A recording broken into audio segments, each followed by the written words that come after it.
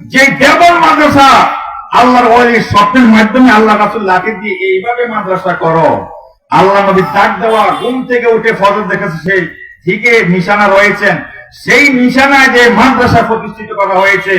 গত পরশুদিন ভারতের মোদীর কুলাঙ্গাররা হুমকি দেয় যে আগামী আজকে 28 তারিখ, 1 তারিখের মধ্যে দেওবন্দ মাদ্রাসাকে খালি করার জন্য, না হলে 1 তারিখের পরে তারা একজন একজন করে হত্যা করবে, জ্বালিয়ে মারবে। সেই হুমকি দেওবন্দ মাদ্রাসার ব্যাপারে দিয়েছে।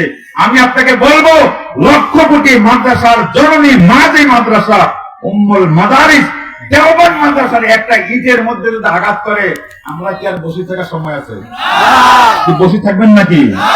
সেই মেসেজ আমাদেরকে পৌঁছাতে হবে না? সে পৌঁছা দুঃখজনক।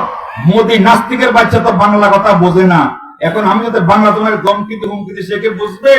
এখন যদি তোমাকে হিন্দি ভাষা সময় থাকলে হিন্দি ভাষায় ঘন্টা 2 ঘন্টা ওনাকে মেসেজ দিতাম, সময় আমার হাতে নাই। আর হিন্দি তো আমি বাংলা থেকে বেশি পারি, কারণ 16 বছর হিন্দি ভাষার মধ্যে ছিলাম।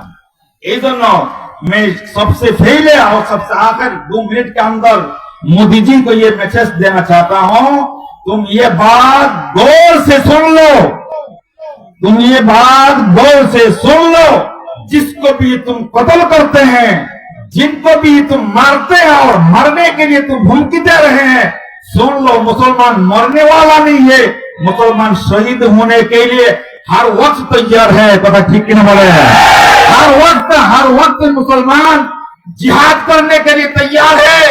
আমি আপনাদের কথাই বলি সংক্ষেপে, ভারতে আমি 6 দিনে টুরিস্ট করেছি। আমাদের আজকে যে ফিসা হুজুর এসেছেন, ফিসা হুজুরের ছোট আদরের ছোট ভাই নুরুল করিম আমার ক্লাসমেট, একসাথে পুরা বছর দাওরা হাদিসে একই টেবিলে বসি পাশাপাশি, এবং 6 দিনের ট্যুর করেছি। তাজমহল, আজমির, ইন্ডিয়া গেট, এমনি ভাবে দিল্লি জামে মসজিদ, তারপর আগ্রা তাজমহল, আলিগড় ইউনিভার্সিটি, 6 দিনের সফর। ভারতের ইন্ডিয়া গেট নামে একটা গেট আছে দিল্লির পাশেই। দিল্লির মধ্যে যে ইন্ডিয়া গেটের মধ্যে একটা ইতিহাস আছে। ইতিহাস হলো, আপনারা সকলে জানেন, এই ভারতবর্ষ 665 বছর মুসলমানের শাসন করছে। বলেন আলহামদুলিল্লাহ। কত বছর? 665 বছর। বাংলাদেশ, আফগানিস্তান, পাকিস্তান, ভারত, এই পুরাটা মহাভারত ছিল।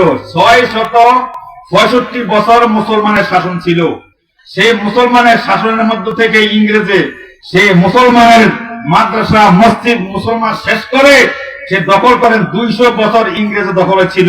সে 200 বছর পরে এই হিন্দুস্তানকে ইংরেজ থেকে আবার উদ্ধার করার জন্য যারা ভারতে শহীদ হয়েছেন, রক্ত দিয়েছেন, এর মধ্যে 92,000 শহীদের লিখিত তালিকা ইন্ডিয়া গেটের মধ্যে লাগানো আছে। বলেন না সুবহানাল্লাহ।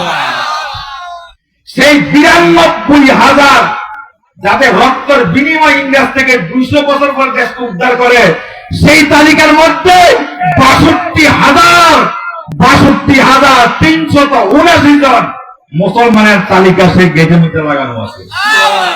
আর আজকে সে মোदी ये कहना हिंदुस्तान में मुसलमानों को रहने के हक नहीं है, हिंदुस्तान हिंदू के है, हम ये कह देना चाहता हूँ, दिल्ली के गेट में जाकर तुम देख लो, नास्तिक के बच्चे, अल्लाह के दुश्मन, नबी के दुश्मन, तुम देख लो, 62,000 मुसलमानों की खून की जरिया हिंदुस्तान को आजाद किया गया।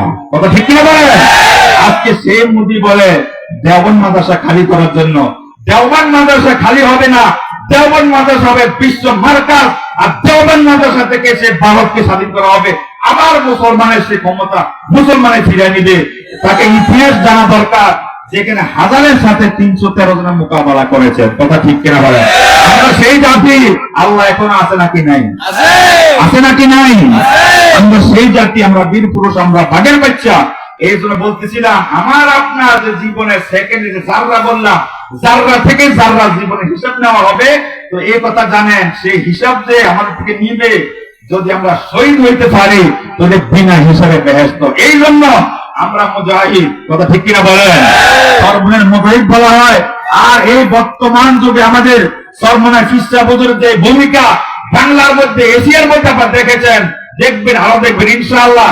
এই বাংলাদেশের সংসদের মধ্যে ফটফট করে কালিমার পতাকা উঠবে, দায়িত্ব থাকবে সর্বনের শেখের হাতে। ঠিক কিনা বলেন? ইনশাআল্লাহ। এই জন্য আমাদেরকে এই সরকারি শিষ্যবুদের হায়াতের জন্য, দীর্ঘ হায়াতের জন্য আমাকে আপনাকে দোয়া করতে হবে। আজকে আমি এখানে